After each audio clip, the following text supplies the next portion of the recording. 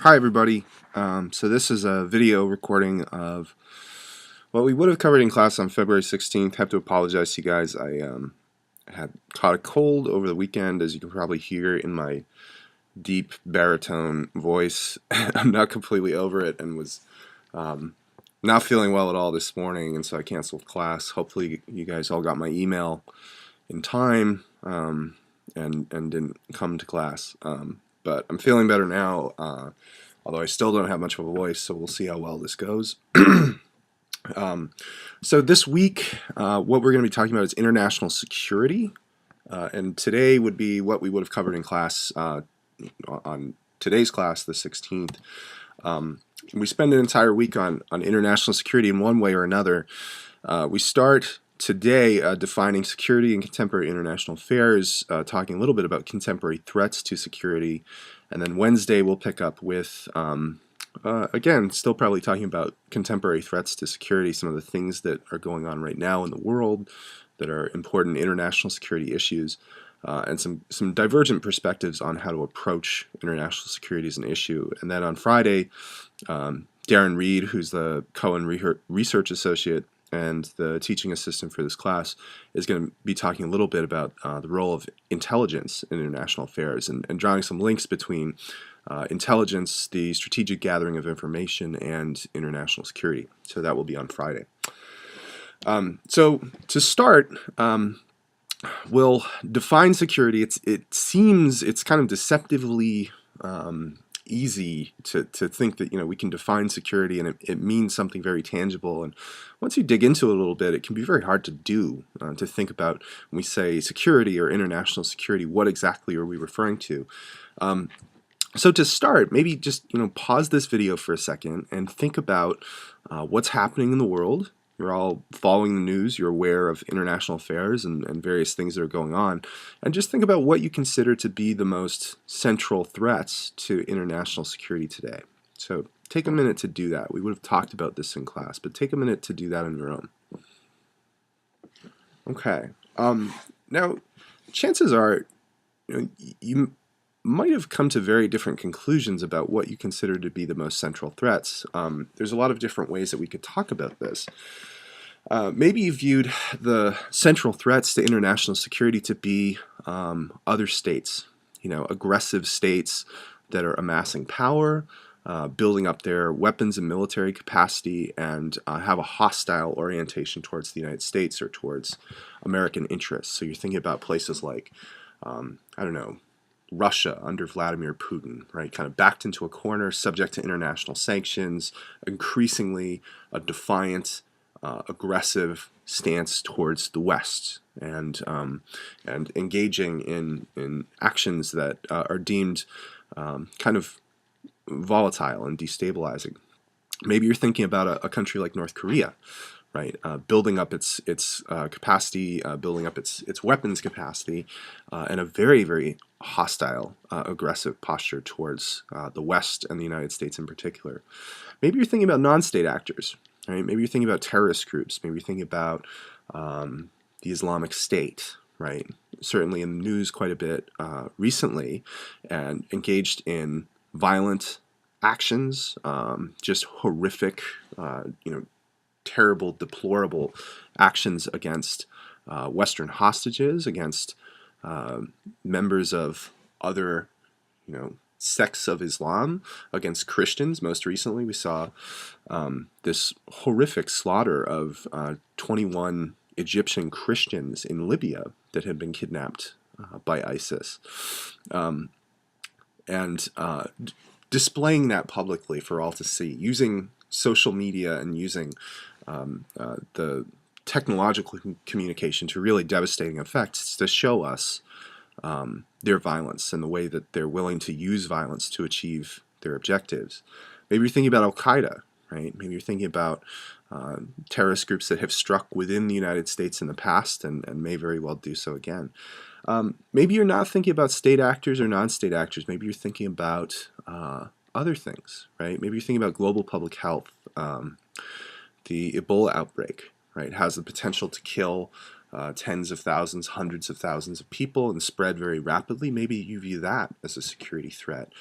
Maybe poverty, is a security threat to you. Maybe, you're thinking, well, yeah, violent conflicts kill lots of people, but where do violent conflicts come from? Well, we see lots of violent conflict in impoverished areas. We see lots of civil war, lots of political instability that leads to internal chaos, and lots of people can die. So there's a lot of different ways to answer that question of what do you define as threatening, and how you answer that question, right? What you consider to be the most important threats to international security will shape how you think we achieve it, how we guard against those threats, how we ensure that we are safe, right? And how we ensure that our allies and our friends around the world are safe. So there's a lot of different ways you can potentially answer this question, and how you answer it, it really plays an important role in how you achieve it in terms of policy. Okay. For a long time, I would say for most of the time in which we have had states, we have had organized groupings of people with living within countries under the banner of something we call the nation state. We've had this traditional approach to international security. If you go back even into the 16th, 17th century, some of the people that were first articulating kind of abstract philosophical perspectives on international affairs, people like Thomas Hobbes, people like Machiavelli, they were saying that the fundamental reason for the state to exist, the reason why the state is an entity that we support and we don't resist against, is protection, right? So Hobbes, Machiavelli, they're saying, okay, we give up some degree of freedom that we have. When we enter into a state and we swear allegiance to a state, we can no longer behave with total freedom, but we gain security. The state is the entity which can ensure its citizens' survival. Without it, it becomes much more complicated and much more difficult. The world becomes more chaotic, it becomes more disorderly. So one of the reasons we create the state in the first place is for protection. It's to answer these questions of security. Now, when you're thinking about international security in a state-based context, you're thinking about state survival, right? So the continuity of the state. The United States has existed since the late 18th century and continues to exist. It hasn't been taken over. It hasn't been invaded. It hasn't been broken up amongst a series of other powers. So the state continues to exist. You think about the state's ability to maintain its sovereignty, so to govern over its own internal affairs. And then lastly, the state's ability to protect its citizens from violence or death. Right? So if there were an invasion, if there were some sort of violent incursion into the United States, we have entities in place. The state has entities in place to ensure that the citizens would be protected. Right? And the kind of predominant way of thinking about security from the state-based perspective has largely been that theoretical perspective of realism, which we talked about. Remember that realism says that the international system is anarchic. It is characterized by anarchy, meaning that there is no power over and above states which can effectively tell states what to do. It is doubtful of the power, the efficacy of international law and institutions. So it's not saying that the United Nations or international conventions against the use of torture, it's not saying they don't exist. They do exist, but they only are effective as long as powerful states are willing to abide by them. And when those international conventions conflict with state interest, then states will disregard them. So they only have as much power as the major states in the world are willing to give them. And realism says that states should act on the basis of national interest, and states are the primary threats to one another, right? Because we're in this anarchic realm, because there's no power above us that can tell us what to do, we threaten each other, and we threaten each other on the basis of national interest. If push came to shove, even though China and the United States have these important ties in terms of trade, in terms of economic cooperation, cultural interaction, but if push came to shove in terms of our national interest and a conflict were to emerge, they would not hesitate to go to war. No condition of cooperation or collaboration is permanent.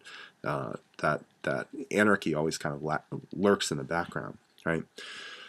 So that's the traditional way of approaching international security. It's largely dominated by realism. That has traditionally been the framework through which we think about international security. It's very much rooted in states and the interactions of states. There's some alternative approaches to international security that have emerged recently, and we'll talk a little bit about why they've emerged. It has to do with historical context. It has to do with things that are happening globally. But the first that we'll mention, which is a powerful way for thinking about the role of religion and culture in relation to security, is Clash of Civilizations. There's a scholar named Samuel Huntington in the 1990s. He wrote a book called The Clash of Civilizations, and he was really grappling with kind of the world in the 1990s after the fall of the Soviet Union, post-Cold War world. What is going to shape the interactions between states, right? What is going to shape the interactions between the world's inhabitants? And his idea is that really state identity, national interest is going to drop away a little bit. And ideology, politics is going to drop away.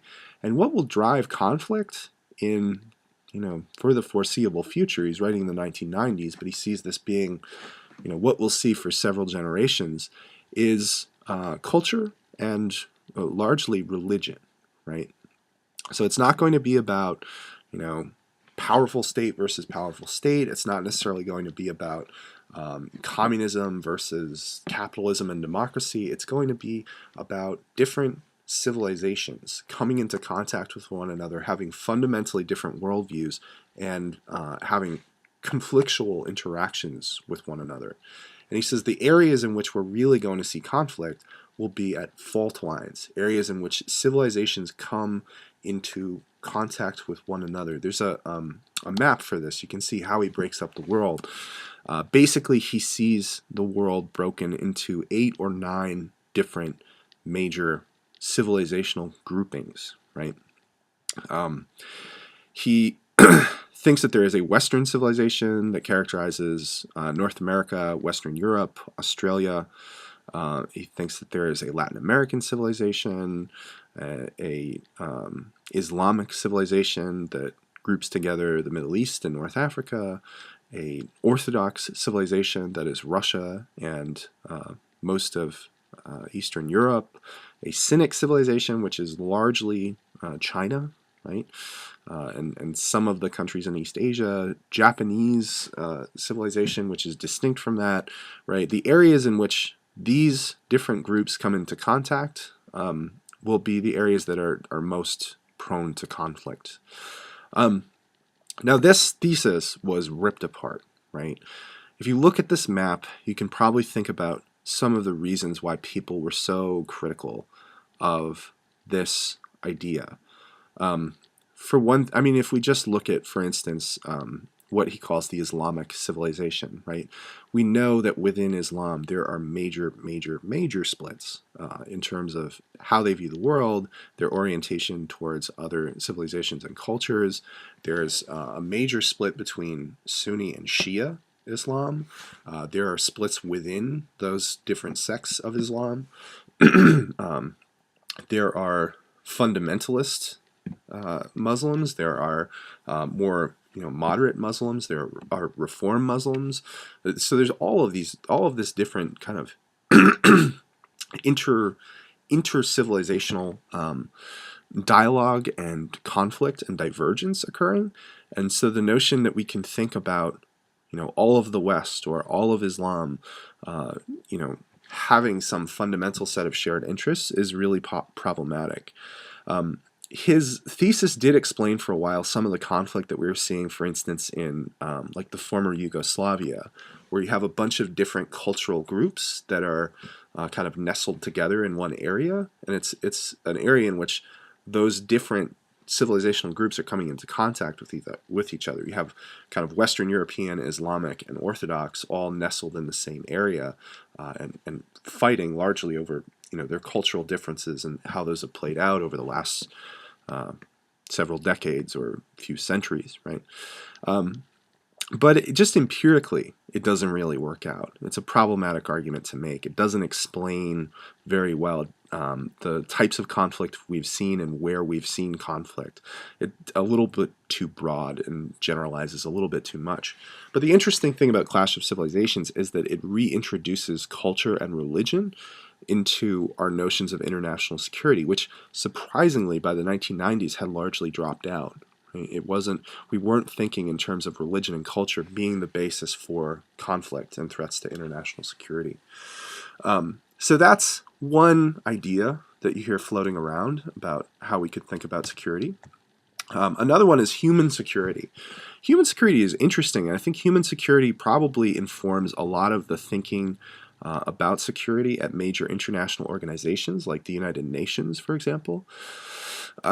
Human security basically shifts the referent for security from the state to the individual. What I mean by that is that when we're talking about international security, we are not talking about the interests of the United States or the interests of France or the interests of China, the interests of Zimbabwe, whatever it might be. We're not thinking in terms of the state as an object that gains security. We're thinking about the individuals within those states, right? The primary reference point for who gets security is the individual. And as a result, it defines security threats in a different way. It's not defining them, if we go back to the realist perspective, it's not defining them in terms of state survival, state sovereignty, right? Those sorts of things. It's defining them in terms of individuals having the conditions that allow them to lead a safe and dignified life, right? And it also says it's not simply the state's responsibility to provide security. It says that this is a collaborative process. So the state will certainly be involved, but we're going to have intergovernmental organizations, we'll have non-governmental organizations, we'll have the private sector, right? International businesses and corporations, all collaborating together to provide security, to be the guarantor of security for individuals within countries, right? That's a little abstract. What does human security mean in a concrete sense? Well, here you see, this was from a report that was talking about human security in Latin America, but you see the way that they kind of break up and define security in much more expansive ways than a realist might, or somebody who has that traditional approach that security is protecting your people from foreign invasion. No, they say that economic security is part of that. So if there's poverty, if there's unemployment, that's a measure of insecurity.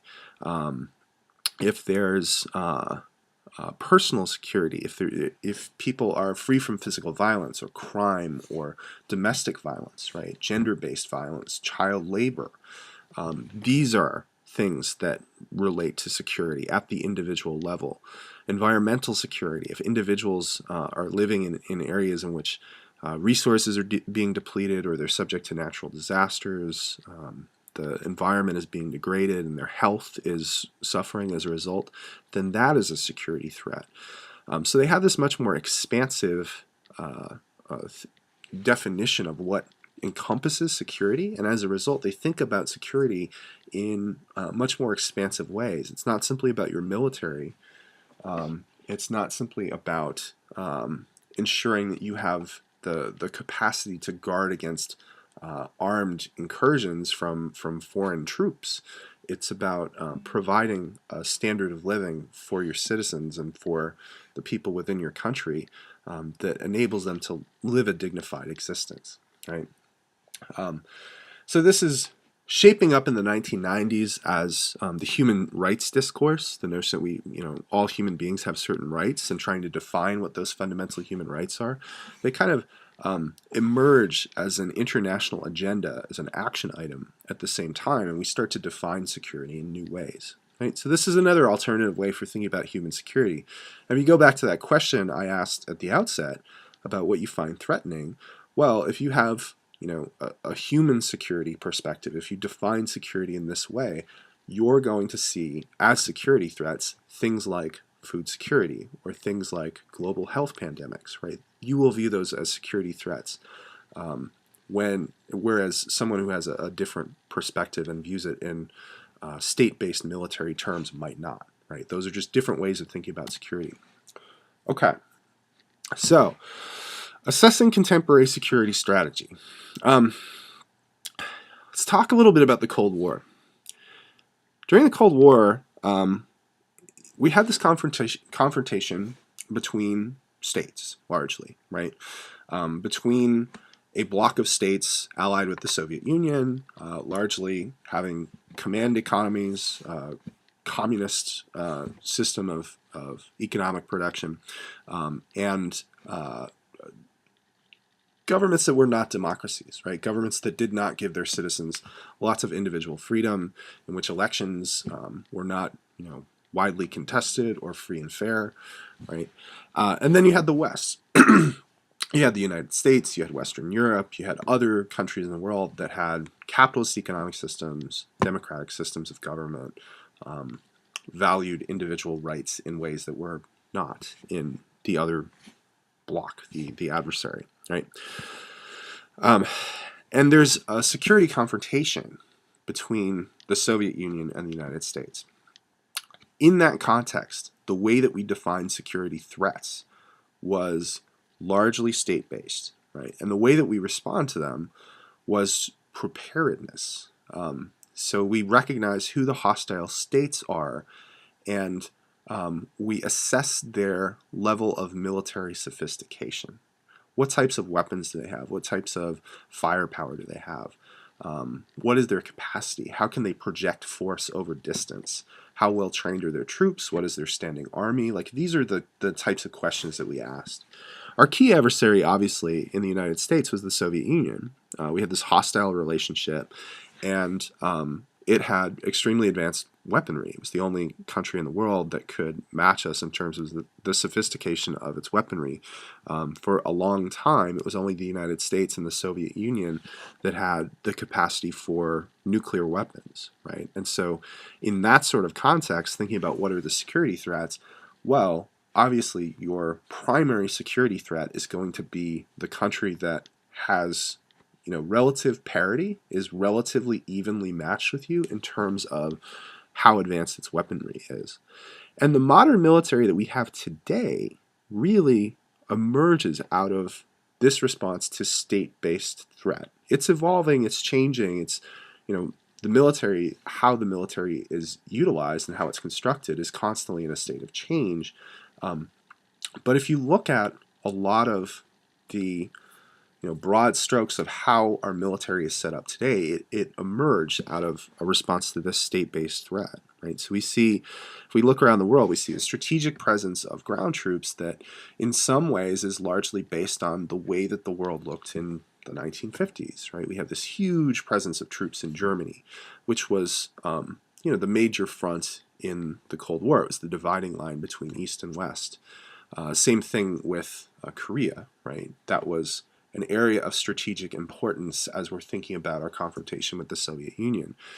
We've built up extremely advanced technology, and a lot of that innovation, a lot of that growth in terms of how advanced the technology we're using for our military was born out of competition with the Soviet Union, right? They were in this competition to develop new types of weapons, and so the research and design and development and testing and utilization of the technology that we use in our military emerged out of that, right? Couldn't have been done without several decades of building up those capacities and providing funding for it. Buildup of nuclear arms. You'll hear references to the arms race. It was a race, right? We were building up our nuclear arms, and there was frequent discussion of the missile gap, right, or the arms gap. This notion based on whatever intelligence estimates that we had, that the Soviet Union had more nuclear capacity than we did. At a certain point, it becomes self-defeating because we had developed such stockpiles of nuclear weaponry that we could have if nuclear war had broken out, say in the early 1960s, and we had simply thrown everything we had at one another, it would have destroyed life on Earth as we know it. But that was a real concern, is, are we falling behind? Or do they have more than us? Are they going to have some sort of advantage that we don't have? So there was this real desperate desire to keep up. And although, thankfully, the Cold War never escalated into hot war, it never escalated into an armed one-on-one conflict with the Soviet Union, there are a number of places in which we fought what are called proxy wars, right? Where essentially you had the United States and the Soviet Union on either side providing support or providing funding, providing arms and materials to the combatants, but not necessarily one party involved. Even beyond that, to instances in which one party was involved but the other side didn't jump in. So Vietnam and Afghanistan, not the most recent conflict in Afghanistan, but what happened in the 1980s. Excuse me. You did have, one side or the other was providing funds and support and weapons while the other side was fighting. But you see this a lot with anti-colonial movements, right? There would be some kind of anti-colonial movement in sub-Saharan Africa, and he would have the Soviet Union providing support for some sort of rebel or guerrilla group, and the United States providing support for the government that was trying to fight them back, right? And what was really happening was some sort of confrontation between the superpowers, but they were not going to war head to head with one another, which we should all be thankful that never happened. That would have been extremely, extremely destructive and very dangerous. So that's basically what international security looked like during the Cold War, right? It's state-based. It drives the decisions we make about our military and how we use it and how we build up our forces and our technology and our weapon systems. And it's largely driven by a confrontation between two hostile states. We refer to it as a bipolar system. Bipolar meaning that, not bipolar like, bipolar disorder, but bipolar in the sense that there were two major poles, the United States and the Soviet Union, and they worked to balance each other, right? So this was what existed during the Cold War. When communism falls, so this is the Berlin Wall in 1989, and only a few years later, the Soviet Union would kind of collapse in on itself, and many of the parts of the Soviet Union would go off to become independent countries. Russia would survive intact by and large, but it no longer had this, at that time anyway, no longer had this aggressive anti-Western element to it, and it was no longer a communist state. There was a lot of speculation about, how does this change international affairs? All of a sudden, the major adversary that you have been aligning yourself against, not only in the United States, but really our whole alliance system worldwide, is gone, right? And so how does that change our strategy in terms of international security? So there's a big focus on the question of, okay, what next? What is going to shape and inform international security strategy for the next 30 years, or the next 50 years, or the next 100 years? And that question is not easily answered, right? The 1990s, if you go back and you look at it in terms of international security, is really a period in which a lot of things are unclear, and we're trying to figure out, okay, how does international security work now that we're in this brave new world that doesn't look like what we've seen for the past 40 or 50 years. One initial framework for thinking about security and the use of our military that emerged in the post-Cold War period is called the Revolution in Military Affairs. It's not really a framework for thinking necessarily. It's more of just kind of the way things transpired at the time. But if you go back and you read about the first Gulf War, right, the Gulf War in the early 1990s, Saddam Hussein invades Kuwait. We marshaled this big international alliance to push him back into Iraq and respond to that incursion into Kuwait. It really characterizes it well. But the revolution in military affairs is basically saying a few things about international security and how international security is going to work. The first is the argument that technology is changing the character of war in three basic ways: speed, precision, and limited destruction on the side that has the technology, right? So we can respond to threats quickly, and we can do so precisely, and we can do so with limited casualty, limited destruction to us, right? To our troops and personnel and soldiers and our hardware, but also just more broadly to the societies in which the war is being conducted. This is, the era in which we start to see much more sophisticated weapon systems that can strike a target much more effectively than previous eras in human history. So this is when smart bombs, the technology for smart bombs, begins to emerge, where if we want to hit a target, we can do so very, very effectively. So technology is changing conflict. It's changing the way we use our military. There's also the possibility of conducting warfare from a distance, right? So the Gulf War, again, most of you probably weren't alive during that period, but one of the remarkable things about the Gulf War from that time period, that perspective, was the ability to carry out attacks not actively having troops on the ground in the area in which you're carrying out attacks, right? So you could launch a missile from 1,000 miles away and ensure that it hit its target, and actually be able to monitor that and do reconnaissance and follow up on how successful you were from significant distance, which was a really new capability to be able to do that well, to not necessarily have to put 50,000 troops in a certain area in order to launch an attack against that area. So there's technological sophistication is also driving how we carry out the warfare, and the fact that we can do so from a distance. And this is driven by new technological developments that would only become more advanced, right? So the 1990s were just on the cutting edge of advances in computing and communications and satellite technology, and that's driving what's happening. The thinking behind the revolution in military affairs was basically that if we look at the countries that have access to this type of technology, some countries in Western Europe, the United States, certainly, right?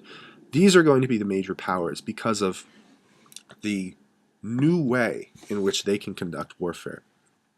And the threats that emerge in the post-Cold War period are going to be state-based, but they're going to be what we call rogue states, right? So Saddam Hussein is an example, right? He's, a regional power, has a sizable military, has some sophisticated weaponry, right?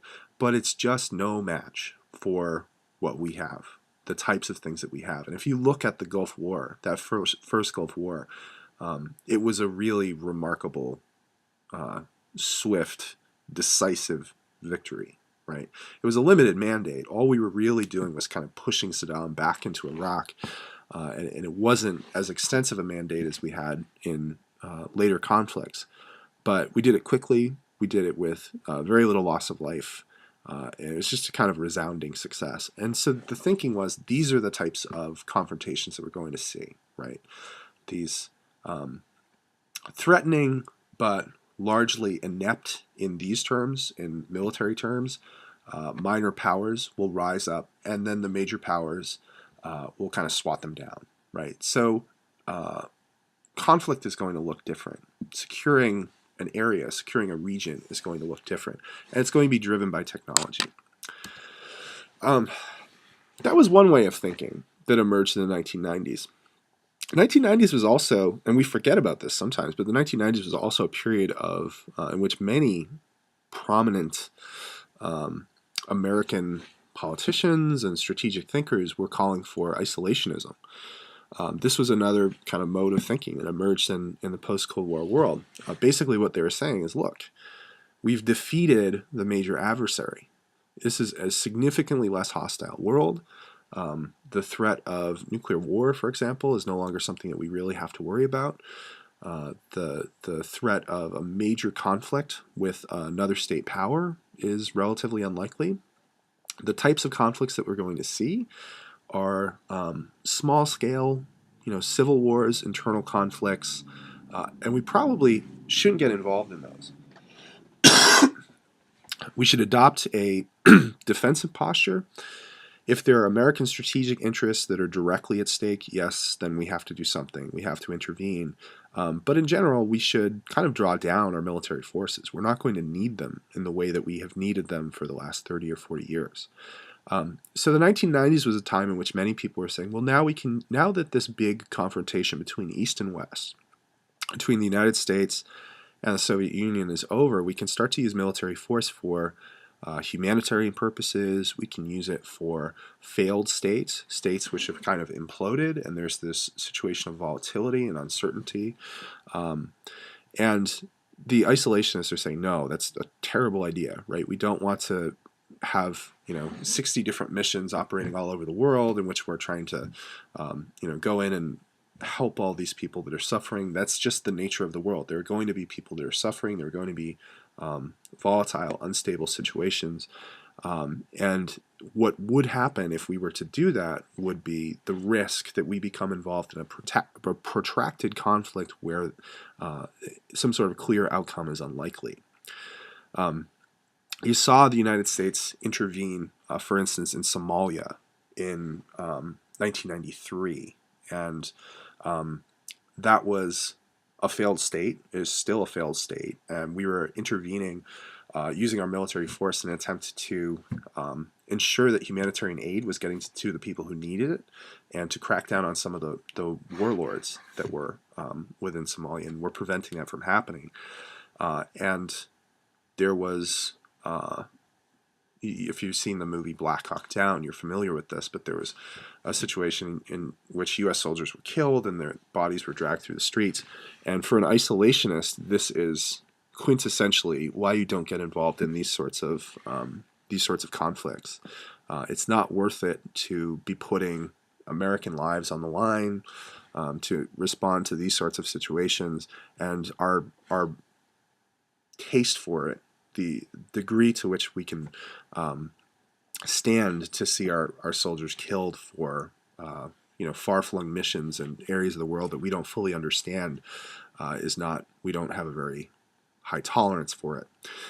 So that happened in 1993 and 1994, and in a lot of ways it shaped our response to the Rwandan genocide in 1994. We didn't intervene. We were not strong advocates for intervention, because we saw it potentially playing out in a similar way to what had happened in Somalia. And so we didn't want to get involved in yet another African conflict. So there was this isolationist strain in the 1990s. Okay.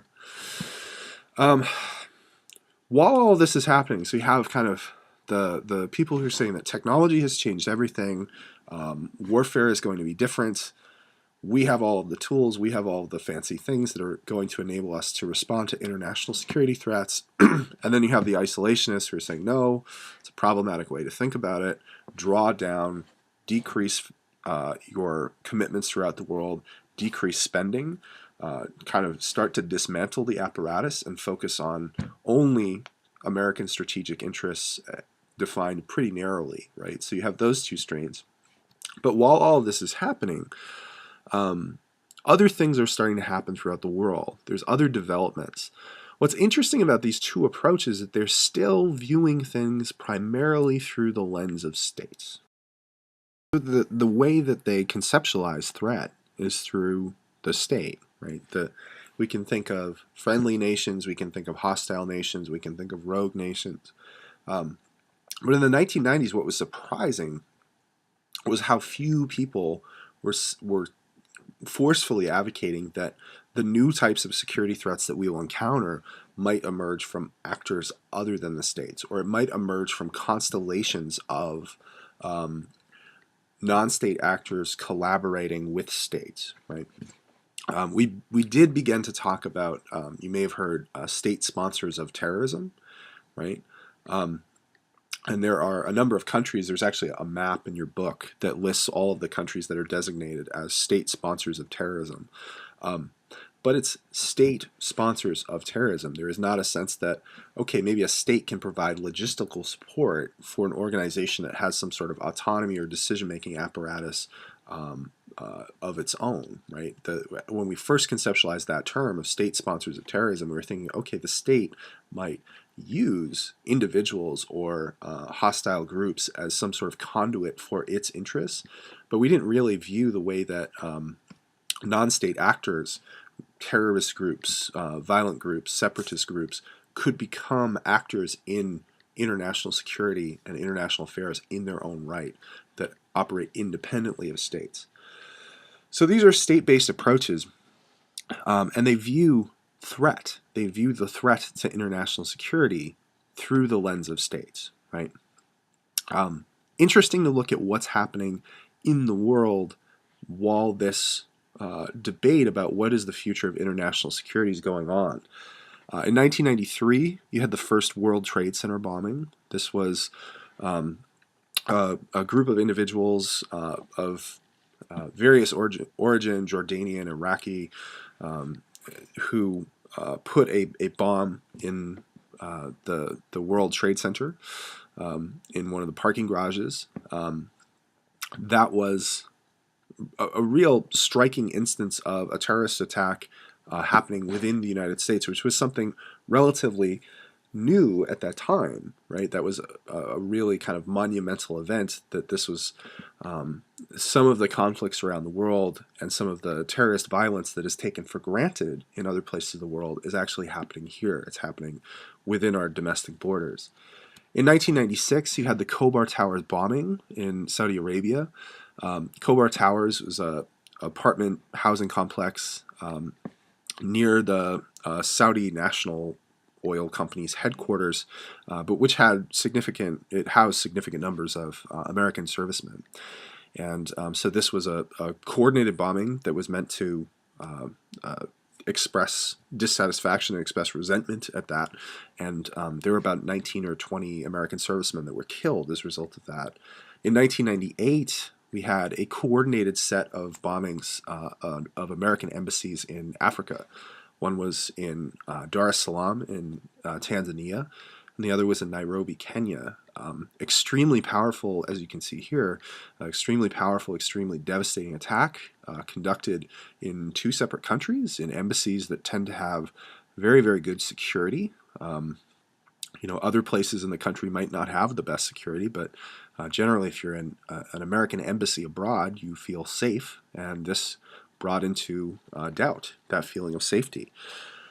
And this was really the first major attack that we saw that can be clearly traced to Osama bin Laden and what would become Al-Qaeda, right?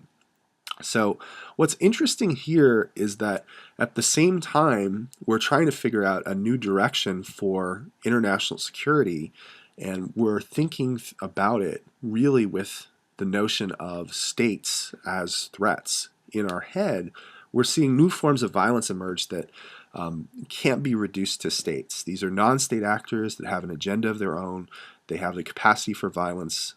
They're skilled, they're well-funded, and they can make us bleed. They can make us hurt, right? So that's what we're seeing in these attacks. What's also interesting is the response to these attacks. Primarily, with the exception of the American embassies in Africa, but primarily a legalistic response, right? Primarily, these are investigated as international criminal actions. They are investigated with, the FBI. In the case of the World Trade Center bombing, it's a whole constellation of different government agencies that investigate this. The NYPD is involved, alcohol, tobacco, and firearms, the FBI. But these are investigated as international criminal actions, and the pursuit of the individuals who had carried them out is conducted in such a way that you would for an international criminal action. The same way that if you were trying to track down somebody who had been involved in drug trafficking across international borders, or smuggling across international borders, same mechanisms. We worked with our allies abroad. People were brought in charges were brought against people in U.S. federal court, and they were sentenced. Either we were able to track them down, and they had a trial in court, and then they were sentenced, or we tried them in absentia if we couldn't find them. Right. So as a legalistic approach, it was collaborative, relatively limited involvement of the military. We didn't quite respond to them as military actions, and we didn't utilize our military to respond to them, with the exception of the American embassies in Africa. There was a limited military action as a response. This was would have been under Clinton, was still president at the time. But there were some cruise missile attacks in Sudan and elsewhere, in which we targeted, based on the intelligence that we had at the time, we targeted facilities and bases that we thought were linked up with this new group, Al-Qaeda, that we didn't really understand at the time. We didn't realize what it would be, what it would become. So a number of interesting things to note. One, in the 1990s, we're still thinking of states as our primary concerns in terms of international security threats.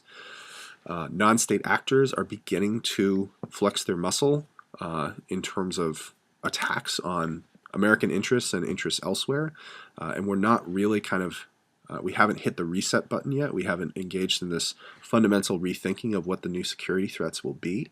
And the procedures we use to confront those threats are, it's very 1990s, right? It's very like, well, we'll collaborate with our allies abroad to bring these people to justice. There'll be a criminal trial, and then we'll send them to jail. There's something very kind of legalistic and liberal about that, right? Not liberal in the sense of like left wing, but liberal in the sense that international organizations are the means through which we protect ourselves and ensure stability and security. And that would change, as you're probably well aware. The 2000s brought more attacks of this nature, and attacks that were far more devastating. The most significant example being 9/11, right? We say 9/11 changed everything. Well, in terms of 9/11 changing how we think about international security, that is true. We were able to fully recognize that non-state actors can extract powerful impacts in terms of international security, and in terms of making one feel less secure with the 9/11 attacks. And we changed the way that we conceptualize threat, right? Those isolationists in the 1990s who were saying that failed states really aren't a concern, they don't have the power to actually harm you in any way, and you shouldn't get bogged down in trying to solve their problems if it's going to mean a lengthy conflict without any clear resolution. Well, that thinking, that mode of conceptualizing how you ensure international security, became a lot more problematic as we realized that some of these non-state actors, like Al-Qaeda, were utilizing failed states as a haven for their operations, right? Because there was kind of this volatile, unstable situation in which they could be protected and not necessarily have the government come after them or even collaborate with some of the governments in these countries. Failed states became a really, really serious concern in the aftermath of 9/11. So we'll wrap it up there, and next time we'll bring it into the present day, start to talk about some of the divergent perspectives on security strategy today. And it's really interesting because in a lot of ways we're facing both the threats of non-state actors, but also some resurgent states that definitely have an aggressive posture, not only to the rest of the world, but to the United States in particular. And so now the question is, how do we think about security in this very violent very volatile world in which we're faced with both, right? We're faced with both hostile states and hostile non-state actors. So I'll wrap it up there. It's probably about as much voice as I have for today, and I will see you guys on Wednesday. Thanks.